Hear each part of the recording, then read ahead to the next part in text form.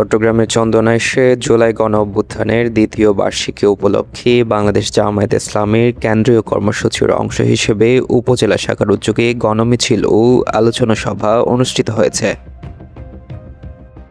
শুক্রবার বিকেলে চট্টগ্রাম কক্সবাজার মহাসড়কের গাছবাড়িয়া খানহাট ইসলামী ব্যাংক চত্বর থেকে গণমিছিলটি শুরু হয়ে পুরাতন গাছবাড়িয়া কলেজ গেট চত্বরে গিয়ে শেষ হয়। পরে সেখানেই সংক্ষিপ্ত আলোচনা সভা অনুষ্ঠিত হয়। আলোচনা সভায় সভাপতিত্ব করেন চন্দনাইশ উপজেলা জামায়াতের আমির মাওলানা কুতুবউদ্দিন। অনুষ্ঠানটি সঞ্চালনা করেন উপজেলা জামায়াতের সেক্রেটারি কাজী আহসান সাদিক পারভেজ। সভায় প্রধান অতিথি হিসেবে বক্তব্য দেন বাংলাদেশ জামায়াত ইসলামীর কেন্দ্রীয় মজলিসে শুরা সদস্য অধ্যাপক জাফর সাদেক। প্রধান বক্তা ছিলেন কেন্দ্রীয় মজলিসে শুরা সদস্য ও চট্টগ্রাম দক্ষিণ জেলা জামায়াতের আমির আনোয়ারুল আলম চৌধুরী।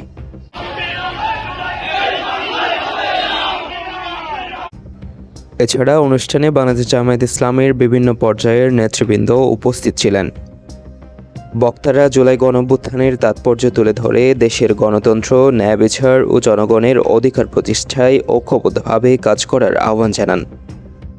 একই সঙ্গে কেন্দ্রীয় কর্মসূচির অংশ হিসেবে আয়োজিত এই কর্মসূচিতে বিপুল সংখ্যক নেতাকর্মীর অংশগ্রহণে গণমিছিলটি শান্তিপূর্ণভাবে সম্পন্ন হয়।